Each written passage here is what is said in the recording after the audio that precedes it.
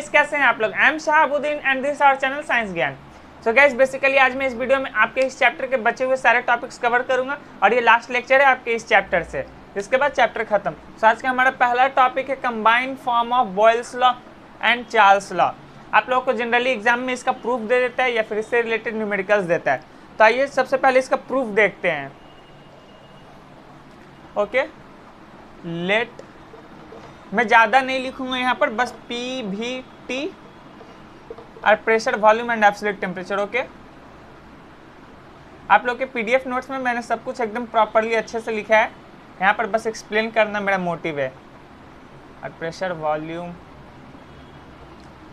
And absolute, capital T है, इस बात का याद रखिएगा, यहाँ पर स्मॉल टी नहीं है। And absolute temperature, so capital T means absolute temperature. Okay, let P V and T are pressure, volume and absolute temperature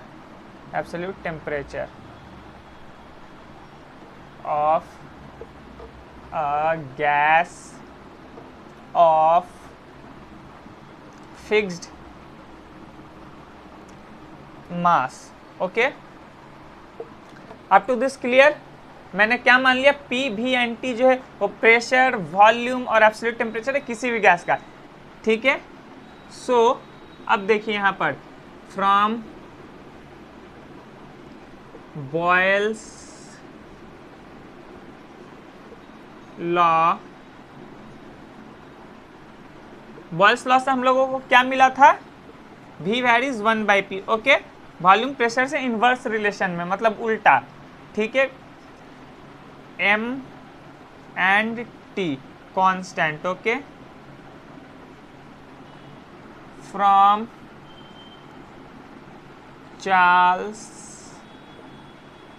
Charles law V varies T। Okay, और इसमें क्या कांस्टेंट था? अच्छा, mass and pressure, absolutely correct. ठीक है, mass and pressure constant. अब देखिए, आप लोगों ने मैथ्स में ऑलरेडी वेरिएशन पढ़ रखा होगा, राइट? तो हम लोग ऐसे लिख सकते हैं, by rule of joint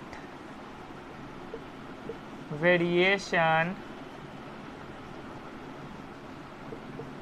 comma V get, comma V varies T by P. Okay, implies that V is equal to K। यहाँ पर आप लोगों को लिखना होगा when all parameters vary, when all parameters vary। Okay, up to this clear? मैंने joint variation से क्या किया, V varies T by P।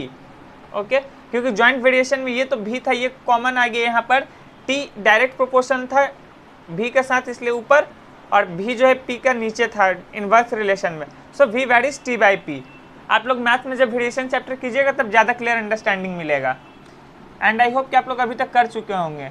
V is equal to K T by P। Okay, up to this clear? Variation sign को हटाने के लिए एक constant लिया जाता है। ठीक है, तो हम लोग यहाँ पर क्या लिखेंगे, K equal to proportional, K is equal to proportionality constant। okay, K is equal to proportionality constant। up to this clear? अब देखिए, implies that PV is equal to KT। okay, up to this clear? अब देखिए, implies that, आप लोग के exam में ये भी देता है प्रूफ करने, proof that P V is equal to K T. Okay, so आप लोग यहाँ तक जस्ट करके छोड़ दीजिएगा, और अगर बोला जाए कि नहीं P V is equal to R T proof करो, तो यही इक्वेशन को बस यहाँ पर लिख दीजिएगा, P V is equal to R T, और यहाँ पर लिखिएगा for 1 mole gas, comma K is replaced K is replaced by R. Okay, up to this clear? आप लोगों के एग्जाम में combined form of Boyle's law and Charles law पूछता है, ठीक है, या ये भी पूछता है 2 मार्क्स में कि prove that P is equal to KT। So आप लोग ये पूरा यहाँ से यहाँ तक लिख दीजिएगा। और अगर पूछा prove that P is equal to RT, तो ऐसे लिखिएगा, यहाँ तक लिखिएगा, उसके बाद just P is equal to RT कर दीजिएगा और ब्रैकेट में लिख दीजिएगा for 1 mole gas K is replaced by R। Okay, up to this clear? चलिए यहाँ से मैं रब करता हूँ। अगर आप लोग नोट नहीं कर रहे, पेंसिल पेन कॉपी कुछ लेकर नहीं बैठे हैं, नो प्रॉब्लम, मैं ये सारे नोट्स आप लोगों को डिस्क्रिप्शन में दे दूंगा, वहाँ से डाउनलोड कर लीजिएगा। सो अब इसके बाद मैं यहाँ से लिख रहा हूँ, ठीक है, now okay let comma T1 P1 and V1 B absolute, पूरा नहीं लिख रहा हूँ, आप लोगों को मालूम चल गया कि absolute temperature, pressure and volume, okay, of a fixed mass of gas। Okay, up to this clear? फिर मैंने क्या किया, T1 P1 और V1 मान लिया एब्सोल्यूट टेम्परेचर, प्रेशर और वॉल्यूम किसी भी गैस का जिसका मास फिक्स्ड हो। ओके, अब देखिए again T2 P2 and V2 B, यहाँ तक हुआ, उसके बाद से यहाँ से शुरू है, ठीक है, कंफ्यूज मत होइएगा। B absolute temperature, pressure and volume. Okay, up to this clear? मैंने क्या किया, T1 P1 and V1 absolute temperature, pressure और वॉल्यूम मान लिया किसी भी गैस का जिसका मास फिक्स हो, और T2 P2 V2 भी फिर से मान लिया किसी गैस का एब्सोल्यूट टेम्परेचर, प्रेशर और volume. Okay, up to this clear? अब मैंने क्या किया कि P1 V1 बाई T1, यहाँ देखिए क्या हो रहा, P1 V1 is equal to RT1 and P2 V2 is equal to RT2। Up to this clear? बहुत सारे बुक में यहाँ पर K लिखा हुआ रहता है, तो उससे प्रॉब्लम नहीं, ये कांस्टेंट है, ये कट ही जाएगा, इसलिए आप लोग K लिखिए, R लिखिए, नो मैटर। ओके, सो देखिए मैंने इस इक्वेशन का हेल्प से यहाँ पर ऐसे लिख दिया। क्या मैं ऐसे लिख सकता हूँ, P1 जब यहाँ पर प्रेशर P, देखिए प्रेशर P, वॉल्यूम भी और टेम्परेचर T था, तो P इक्वल टू RT था। तो जब मेरा टेम्परेचर P1, वॉल्यूम V1 और टेम्परेचर T1 था, तो मैं ये ऐसे भी तो लिख सकता हूँ, P1 V1 is equal to RT1। Okay, hope आप लोगों को क्लियर रहा होगा। अगर कुछ भी ना समझ में आप लोग डायरेक्ट कमेंट कीजिए, मैं आप लोगों को रिप्लाई जरूर दूंगा। और अब देखिए जब प्रेशर P2 हुआ, वॉल्यूम V2 हुआ, टेम्परेचर T2 हुआ, तो मैं ऐसे लिख सकता हूँ P2 V2 is equal to RT2 by the help of this equation. अब आप लोग बोलेंगे ये R1 और R2 मैं क्यों नहीं लिख रहा हूँ, बिकॉज गाइस ये कांस्टेंट है, आप लोग को मालूम होगा R is equal to molar gas constant और यूनिवर्सल गैस कांस्टेंट। ओके, इसलिए कांस्टेंट में वैसा नहीं लिखा जाता है, ठीक है। Up to this clear? So मैं यहाँ से ये कुछ पार्ट रब कर रहा हूँ, ठीक है, ज्यादा इंपॉर्टेंट पार्ट तो वो था नहीं, बस लिखा हुआ था PV and TR, pressure, volume and absolute temperature of a fixed mass of gas, ठीक है, बस यही लिखा हुआ था, ये रब किया। अब देखिए implies that P1 V1 by, ये दोनों को डिवाइड कर दिया, इसको इससे डिवाइड कर दिया, ठीक है, is equal to P2 V2 is equal to RT1 upon RT2, ठीक है। अब R से R कट गया, सो क्या बचा हमारे पास, P1 V1 by P2 V2 is equal to T1 by T2। Okay, up to this clear? implies that P1 V1 by T1 is equal to P2 V2 by T2। Sorry यहाँ पर T1। Okay, hope आप लोगों को समझ में आया होगा। ये इक्वेशन को इससे डिवाइड कर दिया, so P1 V1 by P2 V2 is equal to RT1 by RT2। R से R कट गया, सो क्या बचा, P1 V1 by P2 V2 is equal to T1 by T2। Okay, अब मैंने साइड चेंज किया, so P1 V1 by T1 is equal to P2 V2 by T2। ये था हमारा prove. This is the combined form of Boyle's law and Charles law. This is combined form of Boyle's and Charles law. Okay, hope आप लोगों को समझ में आया होगा। ठीक है, अब मैं रब कर रहा हूं, मैं इससे रिलेटेड न्यूमेरिकल्स लास्ट में कराऊंगा। ठीक है, आप लोगों को आइडियल गैस भी अभी पढ़ाना है। सो आप लोग ये टर्म तो बहुत सुने होंगे, ideal gas. So basically ideal gas है क्या? So the gas which follows boils law and Charles law is called ideal gas. रुक के मैं आप लोग को लिख कर दिखाता हूं। Ideal gas, okay, ideal gas, the gases which follows Boyle's law and Charles law are called ideal gas. Okay,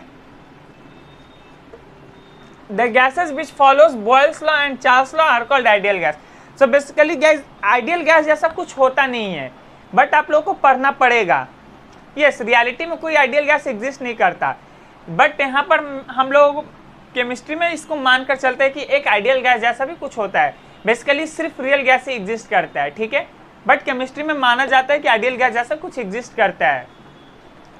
so the gases which follows और ओबेस, कुछ भी आप लोग लिख सकते हैं। ओबेस ज़्यादा करेक्ट अच्छा लग रहा सुनने में, इसलिए आप लोग ओबेस लिखिए। The gases which obeys Boyle's law and Charles law are called ideal gas. बस यही आइडियल गैस है, इससे ज़्यादा कुछ नहीं। ओके, आप लोग बोलेंगे कि मैंने गैलू-साक्स लॉ और गैलू-साक्स लॉ ऑफ गैसेस वॉल्यूम क्यों छोड़ा आप लोगों का।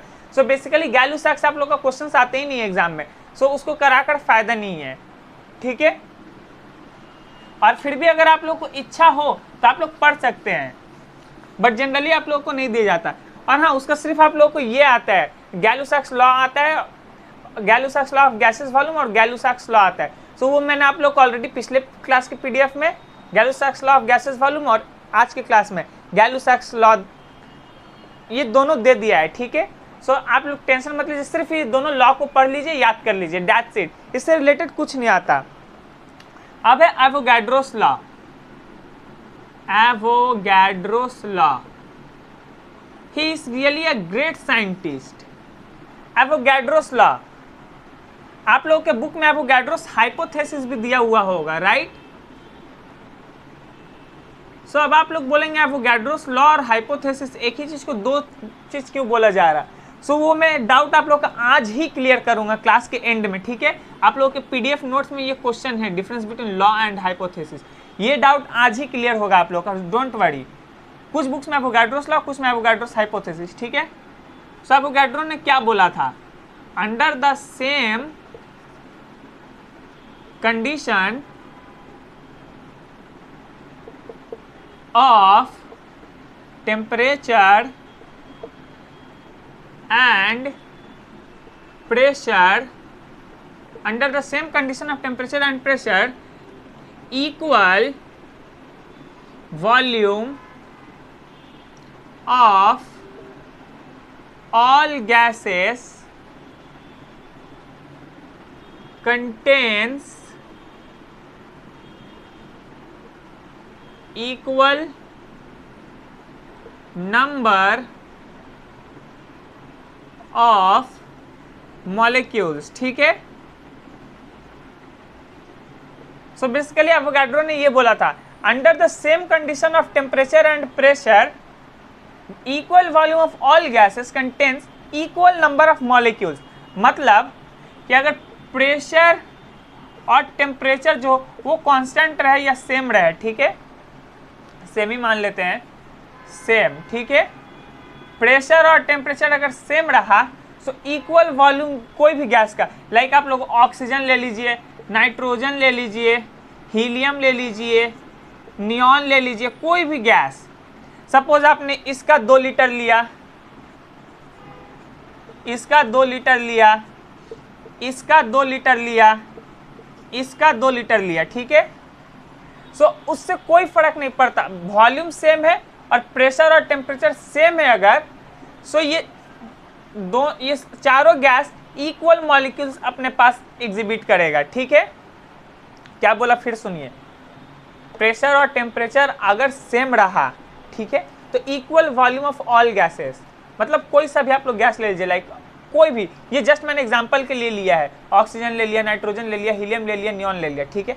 अगर सबका वॉल्यूम सेम है, देखिए सब मैंने 2-2 लीटर लिया, अगर वॉल्यूम सेम है और प्रेशर और टेम्परेचर भी सेम है, सो ये सारा gases equal number of molecules अपने पास एग्जिबिट करेगा, ठीक है, equal number of molecules, equal number of molecules. So basically यही एवोगाड्रोस हाइपोथेसिस है कि अगर टेम्परेचर और प्रेशर सेम रहा, so equal volume all gases contain equal number of molecules. यह एवोगाड्रोस लॉ है, एज इट इज, सबको याद कीजिएगा। और ये तो जस्ट मैंने एक्सप्लेनेशन के लिए लिखा, ठीक है। होप आप लोगों को समझ में आया होगा। जनरली आप लोग के एग्जाम में देखने को मिल जाता है कि डिफाइन एवोगाड्रोस हाइपोथेसिस और एवोगाड्रोस लॉ, और आप लोगों में से जिसे साइंस लेना है 11 वो सब कि बच्चों को तो इन सभी को अच्छे से याद करना चाहिए, ठीक है। सो हमारा नेक्स्ट टॉपिक क्या है, एवोगाड्रो हो गया, लॉ हो गया, ओके। सब हमारा नेक्स्ट टॉपिक है वाई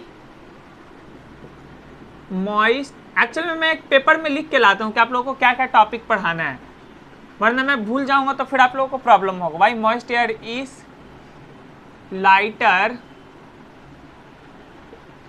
देन ड्राई, एक second, is lighter than, why moist air is lighter than dry air. अब आप लोगों को मन में ये बहुत फेमस क्वेश्चन है, बहुत इंपॉर्टेंट क्वेश्चन है, बहुत बार देखने मिलता है, इसको स्टार मार्क करके एकदम रखिए, ठीक है। अब आप लोग के मन में आ रहा होगा कि मॉइस्ट एयर भला ड्राई एयर से हल्का कैसे हो सकता है, राइट। लेट अस सपोज आपके पास अगर 1 kg कॉटन है, 2 जगह आपने 1 kg कॉटन ले लिया, ठीक है, 1 kg कॉटन, ये भी 1 kg कॉटन, कॉटन मतलब रुई, ठीक है, ये और ये, सो ये ड्राई है, ये सूखा हुआ है मतलब, और ये मॉइस्ट है, मतलब आपने इसको पानी में भिगा दिया, ठीक है। सो आप लोग के मन में डेफिनेटली एकदम क्लियर पिक्चर बन चुका होगा कि इसमें से हल्का कौन है, जो 1 kg ड्राई कॉटन है, राइट, और जो 1 kg कॉटन मॉइस्ट है, मतलब जिसको पानी में डुबा दिए, वो भारी होगा। ऑब्वियसली ये एकदम करेक्ट बात है, लेकिन एयर के केस में ऐसा नहीं होगा, ठीक है, एयर के केस में ऐसा नहीं होगा। आप लोग को वेपर डेंसिटी तो पता होगा, किसी भी चीज का मॉलिक्यूलर मास का ट्वाइस ऑफ वेपर डेंसिटी होता है, ठीक है, ये याद रखिएगा। मतलब हम लोग ऐसे भी लिख सकते हैं D=m/2, ठीक है। सो बेसिकली वेपर डेंसिटी जो होता है वो मॉलिक्यूलर मास का आधा होता है किसी भी चीज का, बस इतना याद रखने का जरूरत है कि vapour density = half of molecular mass, ठीक है। अगर मान लीजिए मेरे पास ऑक्सीजन है O2 का मॉलिक्यूलर मास है 32 ग्राम, ठीक है।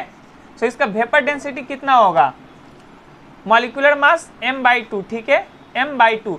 मॉलिक्यूलर मास कितना है ऑक्सीजन का 32, दैट मीन्स 32 डिवाइड बाई 2, कितना हुआ आंसर 32 डिवाइड बाई 2 16, ठीक है। सो ऑक्सीजन का मॉलिक्यूलर मास 32 ग्राम था, लेकिन वेपर डेंसिटी 16 ग्राम। ऐसे भी याद रख सकते हैं, मॉलिक्यूलर मास का आधा होता है वेपर डेंसिटी, ठीक है। अब यही फेनोमेनन को यूज करेंगे यहाँ पर इस क्वेश्चन को सॉल्व करने के लिए, ठीक है। चलिए देखते हैं। सो बेसिकली मैं यहाँ पर जस्ट लिख रहा हूँ, लेकिन एकदम प्रॉपरली अच्छे से इंग्लिश में आपके नोट्स में मिल जाएगा, ठीक है। मॉइस्ट एयर, जितना पॉसिबल हो पा रहा है मैं अपने से लिख रहा हूँ, ठीक है, क्योंकि वीडियो काफ़ी लेंदी हो जाएगा। contains moist air is lighter than, okay पहले ड्राई एयर लिखते हैं, ठीक है। Dry air contains N2 and O2, ठीक है। सो ड्राई एयर में क्या क्या पाया जाता है, N2 एंड O2, मतलब नाइट्रोजन एंड ऑक्सीजन, ठीक है। Dry air contains N2 and O2, up to this clear. whereas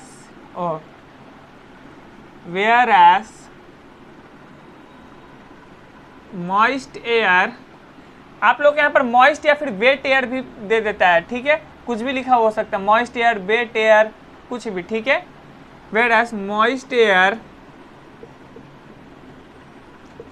contains N2, O2 and water vapor, ठीक है, एंड वाटर वेपर। अब देखिए यहाँ पर क्या हो रहा है एक्चुअल में, इसको रब कर रहा हूँ, इसे मैं कहीं साइड में एकदम नीचे लिख रहा हूँ, ठीक है। m is equal to 2d and d is equal to m/2। d क्या है, वेपर डेंसिटी, m क्या है, मोलर मास, ठीक है। अब देखिए ड्राई एयर में क्या क्या है, dry air contains N2 and O2, okay, whereas moist air contains N2, O2 and water vapour, मतलब ड्राई एयर में N2 एंड O2 है, ठीक है। सो अब बोलिए वेपर डेंसिटी क्या होगा, मैं आप लोग को पूरा एक्सप्लेन कर रहा हूँ, डेफिनेशन अगर लिखूंगा तो समझ में नहीं आएगा। सो N2 लिखा, N2 का मोलिकुलर मास कितना होता है, 28, ठीक है। O2 का 32, ठीक है। एक सेकेंड, मेरा क्या टॉपिक था, हाँ ठीक है, N2 का 32 और H2O का 18, ठीक है, gram gram gram, okay, up to this clear. ये इन सभी का मोलिकुलर मास है। अब देखिए dry air contains N2 and O2, so यहाँ पर बेसिकली वेपर पाया जाता है गैस का, ठीक है। So vapour density of N2, vapour density of N2 is equal to 28/2, ठीक है, क्योंकि molecular mass by 2, so is equal to 14 gram. Same oxygen का VD लिख लीजिए आप लोग, चलिए अगर ज़्यादा प्रॉब्लम हो रहा तो, और हाँ ऐसे आप लोग लिख सकते हैं वेपर डेंसिटी ऑफ O2, ये जो मैं ऐसे लिख रहा हूँ ना VD ऑफ O2, ये एक्चुअल में ऐसे लिखने का मतलब ही हुआ कि वेपर डेंसिटी O2 का, साइंस में ऐसे आप लोग लिख सकते हैं, हाई क्लासेस में जाइएगा तो आप लोग को बताया जाएगा, और आप लोग 10 में भी ऐसे लिख सकते हैं, कोई टीचर आप लोग का नंबर नहीं काटेगा, ठीक है। अब देखिए वेपर डेंसिटी ऑफ H2O कितना होगा, 18/2, जोर से, या 9 ग्राम, एब्सोल्युटली करेक्ट। सो देखिए हो क्या रहा है, ड्राई एयर में क्या क्या पाया जाता है, N2 एंड O2, सिर्फ ये दोनों, ठीक है। So vapour density of O2 का कितना है, 16 ग्राम, N2 का कितना है, 14 ग्राम। अब देखिए whereas moist air contains N2, O2 and water vapour, so water vapour का वेपर डेंसिटी कितना है, 9 ग्राम, ठीक है। सो यही मेन रीजन है जिस वजह से ड्राई एयर भारी होता है और वेट एयर हल्का होता है। N2 एंड O2 जो है वो 14 ग्राम और 16 ग्राम का, ठीक है, मतलब कितना हुआ, 14 और 16 मतलब 30 ग्राम, ठीक है। अब देखिए यहाँ पर बेसिकली देखिए, अगर यहाँ पर हम लोग को बोला जाए कि 6 मोल्स प्रेजेंट है, ठीक है, 6 मोल्स, तो मान लीजिए उसमें 3 तो नाइट्रोजन का प्रेजेंट होगा, ठीक है, और 3 ऑक्सीजन का, तो कितना हो गया, 14 × 3, 4 8 12, 10 20 30, 32 ग्राम, ठीक है, अप टू दिस क्लियर। 28 × 14 × 3, 4 8 12, 10 20 30, हाँ ठीक है, और फिर 16 × 3 कितना हुआ, 48 ग्राम। सो कितना हुआ, 32 + 48, 50 + 80 ग्राम, ठीक है। और अब देखिए 6 मोल्स, ठीक है। अगर हमको बोला गया कि 6 मोल प्रेजेंट है इतना हवा में, मान लीजिए आपके पास एक रूम है, ठीक है, बोला गया उस रूम में 6 मोल्स हवा प्रेजेंट है और बोल दिया गया ड्राई हवा प्रेजेंट है। सो देखिए 6 मोल्स में मान लीजिए 3 मोल नाइट्रोजन है, 3 मोल ऑक्सीजन है। So 32 gram plus 48 gram is equal to 80 gram, ठीक है। और वहीं अगर बोल दिया जाए उसी रूम में अगर मॉइस्ट एयर है 6 मोल्स, तो 6 मोल्स मॉइस्ट एयर है, मान लीजिए 2 मोल्स इसका है N2 का, 2 इंटू N2, ये वेपर डेंसिटी लिख रहा हूँ, ठीक है, ये वाला मास नहीं लिख रहा हूँ, मोलर मास, plus 2 into O2 plus 2 into H2O, ठीक है, ये H2O है। अच्छा रुकिए नीचे लिख देता हूँ अगर समझ में नहीं आ रहा तो, प्लस 2 इंटू H2O, ठीक है। अब देखिए यहाँ पर 14 इंटू 2, इसका कितना है 14, 14 इंटू 2 28, प्लस इसका कितना है 16 ग्राम, 16 इंटू 2 32 ग्राम, प्लस इसका कितना है 9 इंटू 2 18 ग्राम, 18 ग्राम कितना वो 32 और 8 40, 40 20 60, प्लस ये 18 इज इक्वल टू 78 ग्राम। सो देखा आप लोगों ने किस तरीके से वेट एयर हल्का हुआ ड्राई एयर से। सो मैंने देखिए आप लोग के सामने ये एक एग्जांपल रखा, ऐसा आप लोग को कोई ज़रूरत नहीं है लिखने का, मैंने नोट्स में ऑलरेडी डिफाइन कर दिया है, आप लोग बस वही एज इट इज लिख के आइए, उतार के आइए, छाप के आइए, बना के आइए, नो मैटर, ठीक है, वैसे ही टाइप का लेकिन लिखिएगा। सो देखिए ड्राई एयर में क्या रहते हैं N2 and O2, moist air में क्या रहते हैं N2O2 के साथ वाटर वेपर, मैंने लिखा, सभी का वेपर डेंसिटी मैंने यहाँ पर लिख दिया, ठीक है। अब मुझे बोला गया कि एक रूम है, उस रूम में 6 मोल्स ड्राई एयर का प्रेजेंट है, ठीक है, और वहीं और एक उतना ही बड़ा रूम है, उसमें 6 मोल्स किसका प्रेजेंट है, वेट एयर का, ठीक है। ये ड्राई और ये वेट, ये तो मैंने एक एग्जांपल आप लोगों के सामने एक्सपेरिमेंटली जस्ट रखा। सो देखिए 6 मोल्स अगर प्रेजेंट है तो मान लीजिए सबके बराबर बराबर मोल्स है, ठीक है, 3 मोल्स नाइट्रोजन के, 3 मोल्स ऑक्सीजन के। सो 14 इंटू 3 कितना हुआ 10 20 30, ओहो एक सेकेंड 4 बार 42, राइट यहाँ पर 42 होगा। So it will be weight 14 16 48, हाँ ठीक है। So it will be 48 50 90 gram, okay. और यहाँ पर 28, हाँ देखिए, सो यहाँ पर बेसिकली 90 ग्राम हुआ, ठीक है। कैसे, मुझे बोला गया एक रूम है, टोटल 2 रूम है मेरे पास, एक में ड्राई एयर प्रेजेंट है, एक में वेट एयर, ठीक है, दोनों में 6 मोल्स ऑफ सारे गैसेस प्रेजेंट है, ठीक है। सो ड्राई एयर में क्या क्या होता है N2 और O2, मैंने मान लिया 3 मोल्स N2 के हैं, 3 मोल्स O2 के हैं, ठीक है। सो वेपर डेंसिटी कितना है N2 का 3 इंटू 14 कर दिया, सो 42, ऑक्सीजन का कितना है 16, सो 16 इंटू 3 कर दिया 48, ऐड किया तो 90 ग्राम। सो मुझे मालूम चला उस रूम में 90 ग्राम ड्राई एयर प्रेजेंट है, और वहीं जो दूसरा रूम था जिसमें वेट एयर था, सो मुझे मालूम है वेट एयर में क्या क्या होता है N2O2 और वाटर वेपर। सो उसमें मैंने मान लिया कि सभी के बराबर बराबर मोल्स है, 2 मोल्स N2 के, 2 मोल्स O2 के, 2 मोल्स H2O के, ठीक है। सो देखिए N2 का वेपर डेंसिटी 14 था, 14 इंटू 2 28, O2 का कितना था 16, 16 इंटू 2 32 ग्राम, H2O का कितना था 9, 9 इंटू 2 18 ग्राम, सभी का सम अप किया कितना हुआ 32 प्लस 28 60, 60 प्लस 18 78 ग्राम। सो देखिए साफ साफ एक्सपेरिमेंट से मुझे मालूम चल गया कि ड्राई एयर जिस रूम में 6 मोल्स था वो 90 ग्राम था, और वेट एयर जिस रूम में था वो 78 ग्राम था। होप आप लोगों को क्लियर रहा होगा कि क्यों dry air is heavier than moist air, okay. एकदम प्रॉपरली अच्छे से समझिए, ना समझ में वीडियो को रिपीट करके देखिए, ये बहुत इंपॉर्टेंट क्वेश्चन है, जितना ज़्यादा स्टार मार्क लगाया जाए उतना कम है, इन्फिनिटी तक स्टार लगा दीजिए इसमें। होप आप लोग को ये टॉपिक क्लियर रहा होगा, और वीडियो अच्छा लग रहा तो इसको प्लीज़ लाइक करें, चैनल को सब्सक्राइब करें, और अपने दोस्तों को भी इसे शेयर करें, ताकि उन लोगों तक भी ये इन्फॉर्मेशन और इतना नॉलेजेबल वीडियो पहुंच पाए, ठीक है। अब आप लोगों का नेक्स्ट टॉपिक है ideal gas equation. Ideal gas equation, ideal gas मैंने आप लोगों को पढ़ा दिया क्या है, the gases which obey Boyle's law and Charles law are called ideal gas. Okay, ideal gas equation, ठीक है।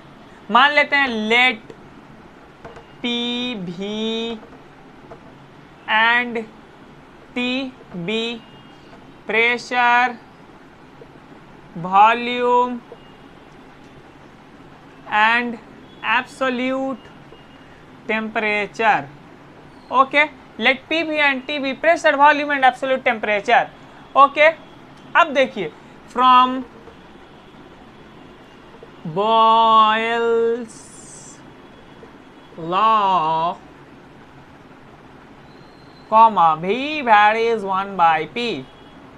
Okay, m and t constant. Boyle's law में क्या कांस्टेंट रहता है, क्या रहता है? अच्छा, मास एंड टेम्परेचर, ठीक है। आप लोग बोल रहे तो मैं वही लिख रहा हूं। From Charles law, that is Charlie बाबा ji law, v varies t. Okay, m and p constant. up to this clear? अब देखिए एवोगैड्रोस हाइपोथेसिस से क्या मिला, फ्रॉम या लॉ कुछ भी लिखिए, फ्रॉम एवोगैड्रोस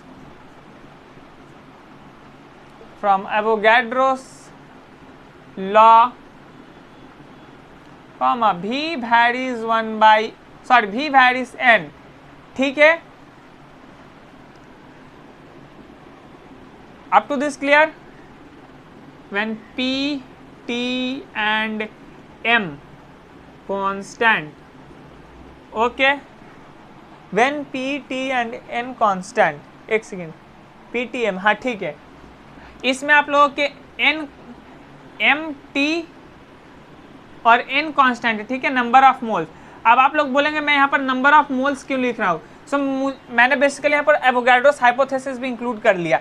अगर एवोगैड्रोस हाइपोथेसिस नहीं होता तो आप लोग n नहीं लिखते, ठीक है। सिर्फ बॉयल्स लॉ में आप लोग mt कांस्टेंट लिखते, चार्ल्स लॉ में mp कांस्टेंट लिखते हैं। क्योंकि मैंने यहाँ पर एवोगैड्रोस हाइपोथेसिस लिया है, या फिर आप लोग एवोगैड्रोस लॉ भी बोल सकते हैं, इसलिए मुझे यहाँ पर p, t एंड m ये तीनों फैक्टर लिखना पड़ रहा, ठीक है। p, t and m constant. अब देखिए by rule of joint variation,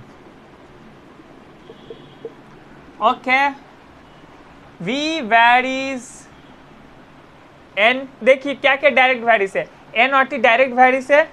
सो मैं डायरेक्ट वही लिख रहा हूँ, n t p inverse relation में, सो n t by p, okay, implies that, यहाँ पर ये भी लिख दीजिए, when all parameters vary, okay, up to this clear? when all parameters vary implies that all parameters मतलब m हो, n हो, t हो, p हो, सब वैरी करेगा। v is equal to r n t by p। अब आप लोग बोलिएगा r क्या है? सो r is equal to universal gas constant, universal gas constant, लीजिए इतना बड़ा कांस्टेंट लिख दिया, r is equal to universal gas constant, ठीक है। r का वैल्यू 0.0821 लीटर एटमॉस्फेयर भी होता है, 0.0821 LATM MOL inverse kelvin inverse, ठीक है। और इसका डायमेंशन होता है ml square t to the power -2 n to the power -1 theta to the power -1, m square t to the power -2 n to the power -1 theta to the power -1, okay. ऐसे एकदम आप लोगों को ये याद रखना है। आप लोगों के पीडीएफ नोट्स में ऑलरेडी ये दिया हुआ हूँ मैंने, बट इसको याद रखना है, ठीक है। एकदम रात को 2 बजे भी कोई उठाकर बोले तो एकदम ऐसे याद होना चाहिए, the dimension of r is m square to the power -2 n to the power -1 theta to the power -1, ठीक है। पूरा अपना नाम की तरह याद होना चाहिए। What is the value of r? 0.0821 litre atmosphere mole inverse into kelvin inverse, ऐसे याद होना चाहिए, ठीक है। चलिए, सो यहाँ पर हो गया। अब देखिए P भी, इसको साइड चेंज किया, सो P भी इज इक्वल टू, इसको थोड़ा सजा के मैंने लिख दिया NR T, ठीक है, यही हमारा आइडियल गैस इक्वेशन है। पूछ रहा देयरफॉर दिस इज द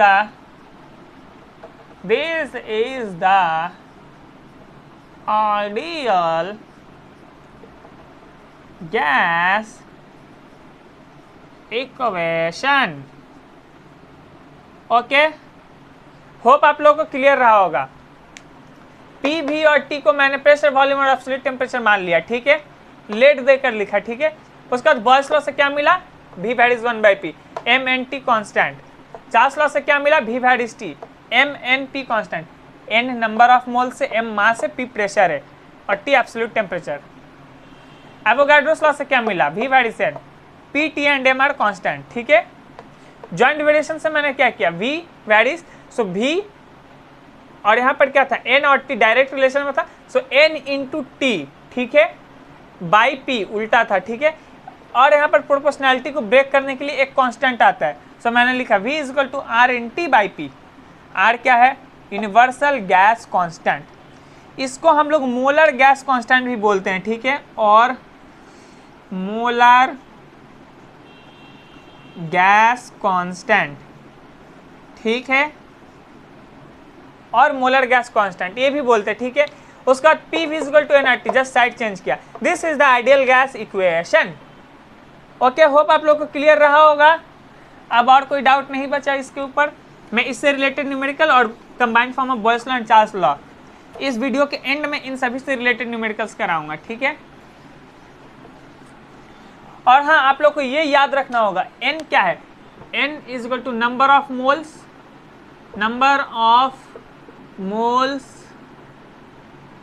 ठीक है। W is equal to weight, given mass भी लिख सकते हैं, गिवन मास।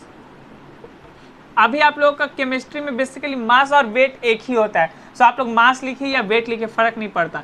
जब आप लोग हायर क्लासेस में जाएंगे तब आप लोग फिजिक्स में मालूम चलेगा वेट और मास क्या है। और M is equal to molar mass, ठीक है, मोलर मास। मैं सजेस्ट करूंगा आप लोगों को कि मास लिखे, ठीक है, लेकिन आप लोग अभी मास और वेट कुछ भी लिख सकते हैं, उससे अभी कोई फर्क नहीं पड़ता, आप लोग 10 में हैं। अब देखिए N का वैल्यू क्या होता है, given mass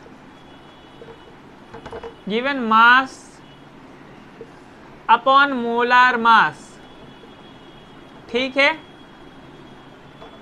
N is equal to given mass upon molar mass, okay, is equal to W by M implies that N is equal to W by M। ये इक्वेशन को याद रखिएगा एकदम अच्छा से, इक्वेशन बोल लीजिए या रिलेशन, जो मर्जी आप लोगों का वो बोलिए। इस रिलेशन को अच्छे से याद कीजिएगा, ठीक है, स्टार मार्क मार दीजिए। N is equal to W by M, जितना स्टार मारना है मार दीजिए, बहुत इंपॉर्टेंट है, ठीक है। N is equal to W by M। अब क्या N is equal to W by M जब आ रहा, सो हमारा आइडियल गैस इक्वेशन तो यही था, P V is equal to nRT, right. So मैं इस इक्वेशन को ऐसे भी तो लिख सकता हूँ, P V is equal to W बटा M इंटू RT, ठीक है, ऐसे भी तो लिख सकता हूँ, क्योंकि N जब W बाई M है तो वैल्यू जस्ट पुट कर दिया। सो आप लोग को एग्जाम में ऐसे भी क्वेश्चन देता है कि find the molecular mass of given compound. आप लोग को दे देगा एक कंपाउंड X है, उसका मास 20 ग्राम है, 20 ग्राम दिया हुआ है, फलाना प्रेशर, फलाना वॉल्यूम और फलाना टेम्परेचर पे, सो उसका मोलर मास क्या होगा। सो एट दैट टाइम आप लोगों को M is equal to WRT by P भी करना होगा, okay. M is equal to WRT by P भी, ठीक है, आप लोगों को समझ में आया होगा। इससे रिलेटेड न्यूमेरिकल्स मैं आप लोगों को कराऊंगा। मैं बेसिकली आप लोगों को टफ ही कराऊंगा, क्योंकि आप लोग को एग्जाम में जो मिले वो इजी लगे और करेक्ट एकदम रहे, ठीक है। आइडियल गैस होगी, उसके बाद हमारा रुके पेज पलटने क्या टॉपिक था, हाँ, उसके बाद आप लोग को डायमेंशन ऑफ R है, सो मैंने वो अभी बताया। डेरिवेशन बहुत जगह दिया हुआ रहता है कि P V is equal to nRT, फिर R is equal to P V बटा NT, फिर इसका वैल्यू, फिर इसका pressure is equal to force by area, फिर is equal to pressure is equal to force by area, volume is equal to L cube, N तो मालूम ही है, M number of moles, temperature absolute temperature, फिर अगर इसको calculate करेंगे तो वही M L square T to the power -2 N to the power -1 theta to the power -1। ठीक है, लेकिन इतना सब डेरिवेशन याद रखने का कोई ज़रूरत नहीं है, सिर्फ आप लोग ये याद रखिएगा डायमेंशन ऑफ आर क्या होता है। पिछले पेज में ऑलरेडी लिखा, लेकिन मुझे पूरा यकीन है आप लोग अच्छे से एकदम भूल चुके होंगे, इसलिए मैं फिर से लिख रहा हूँ dimension of R. R is, ठीक है, M L square T to the power -2 N to the power -1 theta to the power -1। एकदम गांठ पाड़ के इसको दिमाग में बैठा लीजिएगा, क्योंकि ये आप लोगों के एग्जाम में आता है। ठीक है, value of R, value of R 8.314 भी होता है। ठीक है, 8.314 मुझे बेसिकली याद है, बट मैं एक बार जस्ट आप लोग का यूनिट देख रहा हूँ, जूल पर मोल पर केल्विन। ठीक है, मैं जस्ट पेपर पे एक लिख के लाया, एक सेकेंड, जूल पर मोल पर केल्विन, हाँ ठीक है। और फिर आप लोग को ऐसे भी लिख सकते हैं 0.0821 litre ATM into mole inverse into kelvin inverse. ठीक है, ये वैल्यू है आर का, 8.314 joule into kelvin inverse into mole inverse. अगर कोई बच्चा चाहे तो वो CGS में भी लिख सकता है 8.314 अर्ग 8.314 इंटू 10 टू द पावर 7 अर्ग इंटू मोल इनवर्स इंटू के इनवर्स। ठीक है, यही था ना अर्ग, हाँ यही था, एकदम करेक्ट। बेसिकली देखिए 1 joule is equal to 1 joule is equal to 10 to the power 7 erg होता है। आप लोग ये ऑलरेडी पढ़ चुके हैं फिजिकल साइंस में, क्लास 9 के अपने चैप्टर 1 में 1 joule is equal to 10 to the power 7 erg होता है। सो मैंने जस्ट उसी को चेंज करके यहाँ पर क्या लिख दिया 8.314 इंटू 10 टू द पावर 7 अर्ग into mole inverse into kelvin inverse. ठीक है, होप क्लियर रहा होगा। एकदम अच्छे से बस आप लोगों को पढ़ना है, मेरे नोट्स को फॉलो कीजिए और किसी भी एक पर्टिकुलर बुक को पढ़िए, आप लोगों के आराम से 95 मार्क्स आ जाएंगे फिजिकल साइंस में। बिकॉज ये बहुत इजी सब्जेक्ट है और मैं अपने टाइम में भी ज़्यादा नहीं पढ़ता था फिजिकल साइंस, बट मेरे बहुत अच्छे मार्क्स आए थे इसमें। अब आप लोगों के बेसिकली ज़्यादा कुछ अब बचा नहीं, डिफ्यूजन बचा। सो डिफ्यूजन है क्या? The phenomena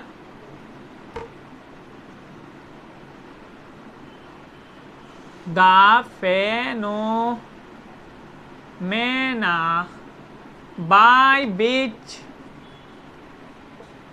two non-reacting gases combine with each other. The phenomena by which two non-reacting gases combine with each other is called diffusion. Okay? Hope clear रहा होगा। The phenomena by which two non-reacting gases combine with each other is called diffusion. So basically देखिए diffusion हो क्या रहा है, मैं आप लोगों को समझाता हूँ। लेट अस सपोज आप लोगों ने कोई एक परफ्यूम लिया, कोई सा भी लीजिए, उसको आप लोग अपने बॉडी पर स्प्रे कर रहे हैं। सो देखिएगा आप लोग कहीं अगर जा रहे हैं तो आपके आस पड़ोस वाले लोगों को वो स्मेल आ रहा है। ठीक है, यही डिफ्यूजन है। डिफ्यूजन से हो क्या रहा है, वो परफ्यूम तो आपने अपने कपड़े पर मारा, राइट? सो स्मेल सिर्फ कपड़ा से आना चाहिए, लेकिन आपके आस पड़ोस के सराउंडिंग के जो लोग हैं उन लोगों को भी उससे स्मेल आ रहा। इसका मतलब वो डिफ्यूजन हो रहा। डिफ्यूजन मतलब वो जो परफ्यूम था वो हवा में अब मिल गया है उस जगह पे। ठीक है, वो परफ्यूम को अगर आप लोगों ने मारा अपने कपड़े पे, आपके पास कोई बैठा हो उसको स्मेल आएगा। तो हो क्या रहा है, आपने परफ्यूम कपड़े पर मारा, लेकिन वो परफ्यूम हवा में घुल गया, और वो घुल गया इसलिए बाकी लोगों को भी उसका स्मेल आ रहा। यही डिफ्यूजन है। वो परफ्यूम मारा कपड़े पर, लेकिन वो हवा में भी घुल गया, तभी स्मेल दे रहा। लेट अस सपोज आप लोग जब पहले स्कूल खुला रहता था, आप लोग स्कूल से आते थे, घर में कुछ बन रहा होता था, तो आप लोगों को घर के बाहर दरवाजे पर स्मेल से ही मालूम चल जाता था कि मम्मी क्या बनाई है, राइट। सो यहाँ पर भी डिफ्यूजन होता था। लेट अस सपोज आपके घर में बिरयानी बन रहा था, आप फ्राइडे को घर आए स्कूल से, बिरयानी बन रहा है, ठीक है। आप घर आए, आप गेट से ही बोल दिए कि मम्मी बिरयानी बन रहा है, राइट। सो बिरयानी बन रही है, ये आपको मालूम कैसे चला? आप बोलेंगे स्मेल से, हम बोलेंगे एब्सोल्युटली करेक्ट। सो बिरयानी तो वहाँ गैस पर बन रहा था। सो आपके पास दरवाजे तक स्मेल कहाँ से आया? क्या कोई उस स्मेल को उठा कर लाया? नहीं, यही डिफ्यूजन था। वो स्मेल जो था बिरयानी का, वो हवा में घुल गया और घुल के उसका साथ मिल गया, ठीक है, और वो कुछ दूर फैल गया। इसलिए आपको दरवाजे पर से ही मालूम चल गया कि वो क्या था, क्या बन रहा था। यही डिफ्यूजन है। नॉन रिएक्टिंग गैसेस मतलब केमिकली तो वो रिएक्ट नहीं करेगा। Two non reacting gases combine with each other. Non reacting gases मतलब रिएक्ट नहीं कर रहा लेकिन फिर भी कंबाइन हो जा रहा, यही डिफ्यूजन है। ओके, अब आप लोगों का पोस्टुलेट्स ऑफ काइनेटिक थ्योरी। इसमें बेसिकली आप लोगों को कुछ पॉइंट्स है, 4 पॉइंट्स आप लोग रट लीजिए, एनफ है। मैं 3 लिख रहा हूं। पोस्टुलेट्स ऑफ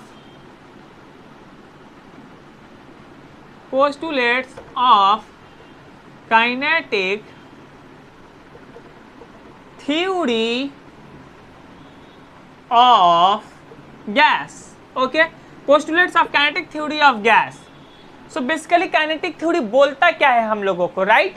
ये क्वेश्चन आप लोग के मन में आ रहा होगा। इसके बहुत सारे पोस्टुलेट्स है। मैंने जो आप लोगों को पीडीएफ दिया उसमें शायद आप लोगों को प्रोबेबली 6, 7, 8 पॉइंट्स होगा, राइट? लेकिन उतना मत लिखिए, कोई 4 इजी देख के याद कर लीजिए। एग्जाम में 3 लिखना रहेगा, 2 मार्क्स का आएगा तो। सो पहला पॉइंट मैं लिख रहा हूं, गैसेस contains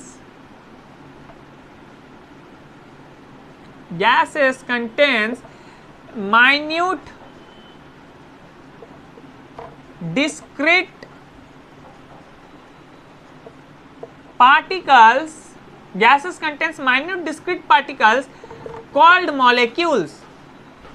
Okay,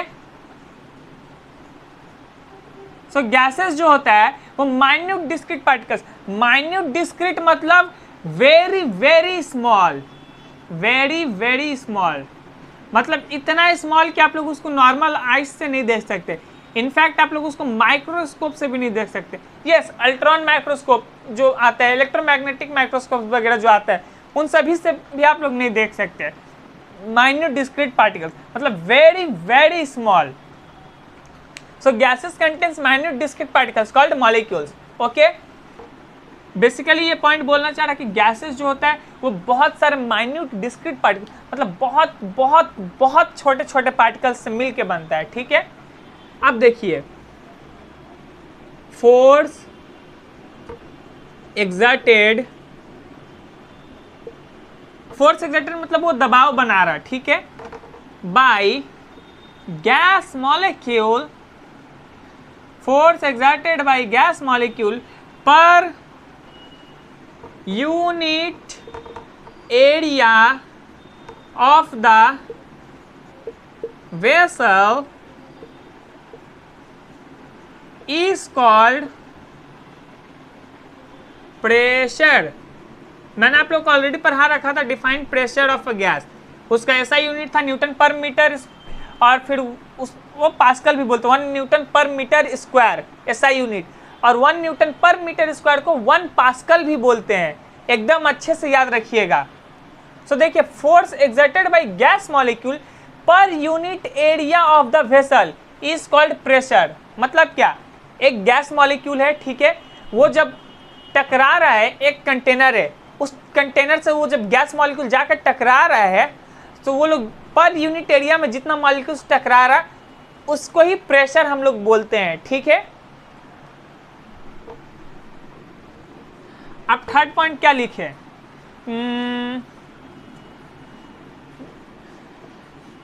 लिख दीजिए द गैसेस। आप लोग बोलेंगे कैरेक्टरिस्टिक्स ऑफ गैसेस में ये थर्ड पॉइंट में जो लिख रहा हूं वो था, the gases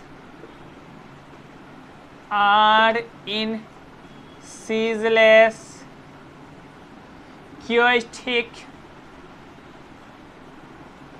motion, the gases are in ceaseless chaotic motion. अब आप लोग बोलेंगे कि मैंने जो लिखाया था कैरेक्टरिस्टिक्स ऑफ गैसेस, उसमें भी ये पॉइंट था।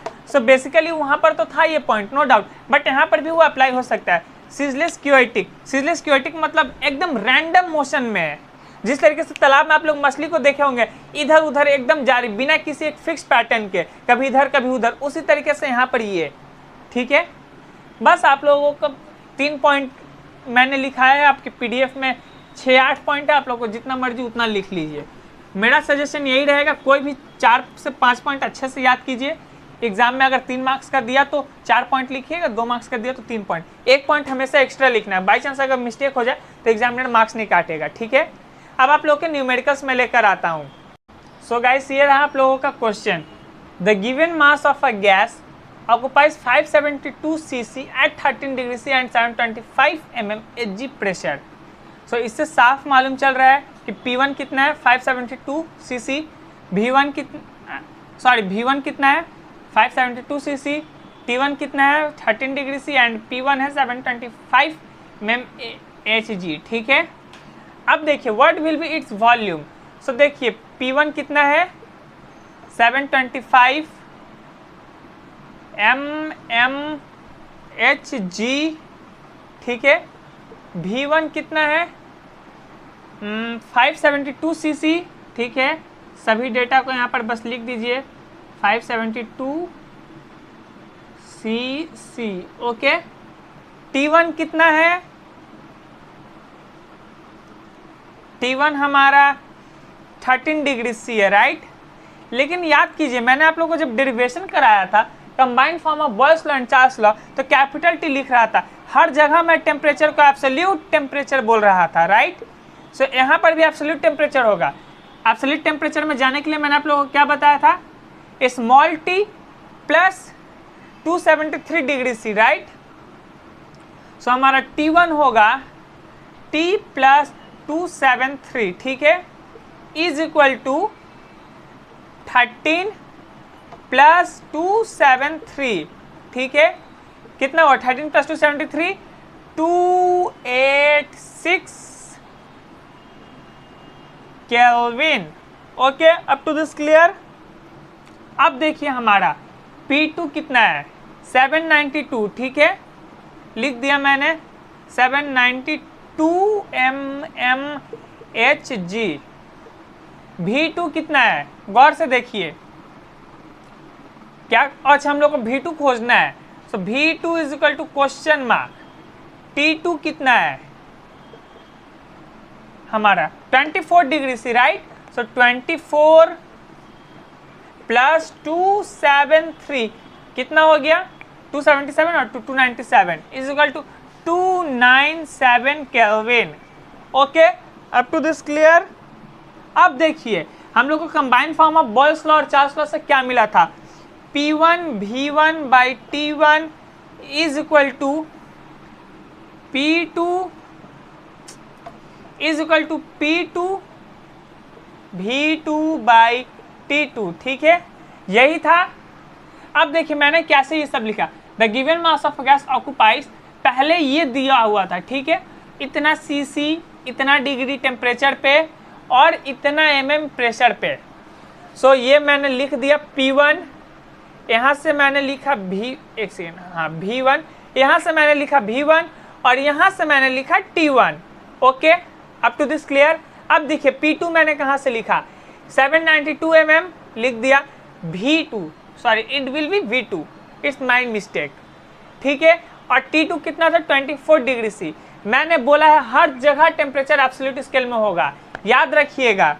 सो 24 प्लस 273 297 केल्विन। अब बस इसको यहाँ पर पुट कर दीजिए वैल्यू को, वेट, हाँ अब देखिए यहाँ पर बस वैल्यू को पुट कर दीजिए। P1 कितना है 725 V1 कितना है 572, T1 कितना है 286, ठीक है, इज इक्वल टू P2 कितना है 792 implies that, सॉरी 792, V2 कितना है वही हम लोग को फाइंड आउट करना है।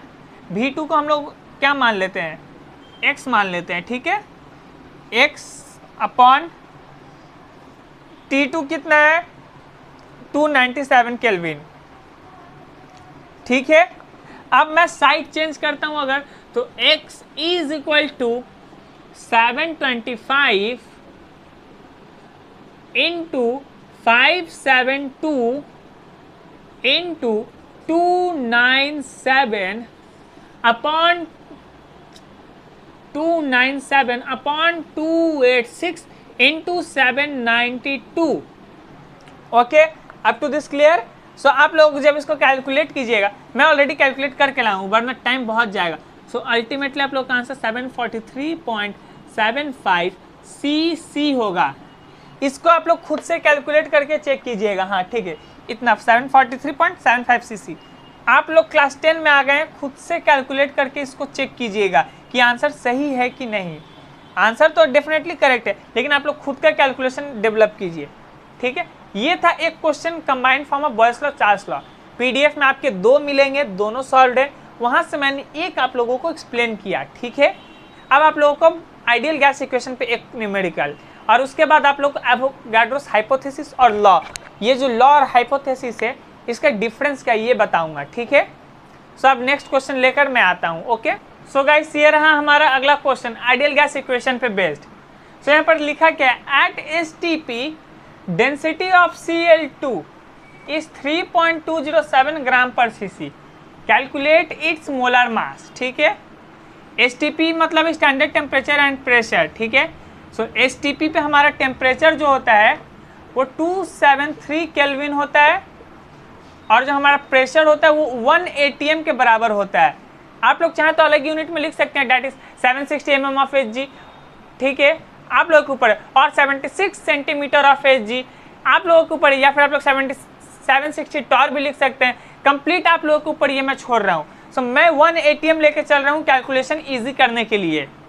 ठीक है, एसटीपी पे हमारा टेम्परेचर 273 केल्विन था, प्रेशर 1 atm था। राइट, अब देखिए डेंसिटी हमारा दिया हुआ, डेंसिटी को रो से डिनोट करते हैं। आप लोग ये पढ़ रखे होंगे, rho is equal to HdG। Class 9 में आप लोगों ने ये पढ़ा होगा एकदम अच्छे से, rho is equal to HdG। Right, और डेंसिटी मतलब क्या होता है, mass by volume. Density is equal to mass by volume. ठीक है, मास बाय वॉल्यूम। सो मैं इसी का यूज करूंगा यहाँ पर। ठीक है, Cl2 इज इतना, रो कितना है हमारा, density 3.207 gram per CC. Okay, हाँ, P और R हमारा। चलिए अब मैं आइडियल गैस इक्वेशन आप लोगों के सामने लिखता हूँ। We know that PV is equal to nRT। Okay, up to this clear, ये हम लोग को पता है। implies that PV is equal to W by mRT। Okay, मैंने आप लोगों को बोला था moles is equal to, mole is equal to given mass upon molecular mass. ठीक है, number of moles is equal to given mass upon molecular mass. So W by mRT। Okay, implies that मैं pressure ले रहा हूँ सिर्फ। ठीक है, pressure is equal to W by VmRT। ठीक है, V को साइड चेंज किया मैंने। अब देखिए P is equal to rho, क्या फाइंड करना है, मोलर मास। ठीक है, P is equal to rho mass by volume. हाँ, rho RT by molar mass. अब आप लोग बोलेंगे जी ये क्या लिख दिया। सो अब देखिए यहाँ पर rho P is equal to W by V RT by M। ठीक है, यहाँ पर देखिए मैंने क्या लिखा था, D is equal to M by V, mass by volume. So ये रहा मास। आप लोग बोलेंगे ये तो W है। अरे भाई मास मतलब क्या, गिवन वेट या मास कुछ भी बोल सकते हैं, गिवन वेट, और इसको W से डिनोट करते हैं। ठीक है, सो मास बाय वॉल्यूम रो, RT/m। अब हम लोगों को क्या फाइंड आउट करना है? मोलर मास, कैलकुलेट इट्स मोलर मास। मैं हार्ड सम्स यहाँ पर कर रहा हूँ और इजी वाला आप लोग को सेल्फ अंडरस्टैंडिंग के लिए छोड़ रहा हूँ।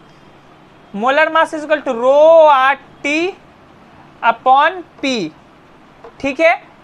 m को इधर भेजा, इसको इधर, side change. Up to this clear? अब देखिए मैं क्या करता हूँ, m is equal to rho मतलब कितना था? 3.207, r कितना था? 0.082, r का वैल्यू आप लोग को पता होगा। t कितना था? 273 और p कितना था? 1। फिर बोल रहा हूँ STP है, STP पे टेम्परेचर 273 केल्विन और प्रेशर 1 atm होता है। ओके, सो मैंने लिख दिया, और r का वैल्यू हम लोग को मालूम है 0.082, ठीक है, लिख दिया। 273 टेम्परेचर और ये प्रेशर। अगर इसको कैलकुलेट करते हैं, मैंने करके रखा है ऑलरेडी कैलकुलेट, तो आप लोग का आंसर 71.8 आएगा। वो एक्चुअल में है, क्लास में अगर मैं कैलकुलेट कर देंगे तो काफ़ी टाइम खाएगा, इसलिए करके लाया हूँ। ये तो 1 है डिनोमिनेटर में, कुछ फर्क नहीं पड़ता। इसको मल्टीप्लाई कीजिएगा तो 71.8 आप लोगों का आंसर आएगा, ठीक है। होप ये क्लियर रहा होगा। अब आते हैं difference between hypothesis and law, very very important. और आप लोग के एग्जाम में ये भी क्वेश्चन आते हैं कि why Avogadro's hypothesis is considered as law.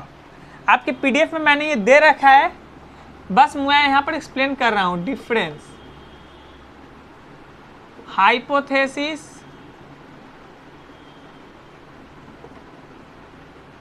And law, ठीक है। Basically difference between hypothesis and law लिखना है, डिफरेंस हाइपोथेसिस एंड लॉ। सो समझिए सिर्फ, ठीक है, पीडीएफ में आप लोग पढ़ लीजिएगा। हाइपोथेसिस मतलब कि किसी भी साइंटिस्ट ने कुछ कहा, ठीक है, उसको लेकिन एक्सपेरिमेंटली टेस्ट नहीं किया लैब में, उसने बस काफ़ी कुछ देखा, ऑब्जर्व किया और कुछ एक सेंटेंस बोल दिया, लेकिन देखा गया कि उसने जो बात बोला है वो बिना किसी एक्सपेरिमेंट के बोला है, मगर वो बात हर जगह सही साबित होता है। ये है हाइपोथेसिस। और लॉ क्या है? एक साइंटिस्ट, उसने कुछ बोला लेकिन उसको एक्सपेरिमेंट से प्रूफ किया, इधर मैथमेटिकली या फिजिकल एक्सपेरिमेंट, उससे प्रूफ किया, तब उसको हम लोग लॉ बोलेंगे, ठीक है। हाइपोथेसिस मतलब किसी ने कुछ कहा, साइंटिस्ट ने, उसका कंक्लूजन ये निकला कि हाँ वो सही तो है, लेकिन उसको प्रूफ नहीं किया एक्सपेरिमेंट से, तो वो हाइपोथेसिस। लॉ, किसी साइंटिस्ट ने कुछ बोला, उसको एक्सपेरिमेंट से प्रूफ किया, देन वो हाइपोथेसिस, ओके। और अब आते हैं कि एवोगाड्रो ने तो सिर्फ जो बात कहा था वो हाइपोथेसिस था, तो उसको हम लोग आज के डेट में लॉ क्यों बोलते हैं, ठीक है। सो बेसिकली एवोगाड्रो ने जो किया, क्या बोला था? Under the same condition of temperature and pressure, equal volume of all gases contains equal number of molecules, ठीक है। एवोगाड्रो ने ये बोला था, लेकिन एवोगाड्रो ने ये तो बोल दिया, मगर इस बात को एक्सपेरिमेंटली नहीं प्रूफ कर पाए वो। लेकिन ये बात जब देखा गया, सारे गैसेस पर अप्लाई किया गया, तो पाया गया कि हाँ उन्होंने जो कहा वो ऑलमोस्ट हर जगह सही बैठ रहा, और उन्होंने उस समय जो कहा, आज से काफ़ी सालों पहले, वो बात आज तक वैलिड हो रहा हर चीज़ पे। इसलिए आज के मॉडर्न साइंटिस्ट लोगों ने उस चीज़ को लॉ कह दिया। क्यों? भले ही वो एक्सपेरिमेंटली प्रूव नहीं हुआ, लेकिन वो कभी फेल नहीं हुआ किसी जगह पर। उस टाइम से लेकर, उतने सालों से लेकर आज के समय तक वो हमेशा सही प्रूव हुआ। इसलिए आज के मॉडर्न साइंटिस्ट ने उनसे लॉ बोला, इसलिए एग्जाम में आता है why Avogadro's hypothesis is considered as law. Reason यही था जो मैंने बोला। अभी इंग्लिश में आपके पीडीएफ नोट्स में मिल जाएगा। ये आज का लास्ट लेक्चर था आपका इस चैप्टर पे। हम लोग बहुत जल्द अगले लेक्चर में न्यू चैप्टर के साथ मिलेंगे। होप आप लोग का नया लेक्चर मंडे आएगा। तब तक आप लोग मेरे नोट्स को पढ़ते रहिए, अच्छे से पढ़िए, रिविजन जरूर कीजिए। 95% आप लोग के आराम से आ जाएंगे, डोंट वरी, पैनिक ना हो। सिलेबस आपके अक्टूबर एंड तक कंप्लीट हो जाएगा, सो इसका भी टेंशन मत लीजिए। और अगर वीडियो अच्छा लगा तो लाइक कीजिए, चैनल को सब्सक्राइब कीजिए, इसे अपने दोस्तों को भी शेयर कीजिए। और अगर कोई भी डाउट हो तो कमेंट कीजिए, ठीक है, मैं उसे रिजॉल्व करूँगा। मिलते हैं आपसे अगले लेक्चर में। Till then bye bye.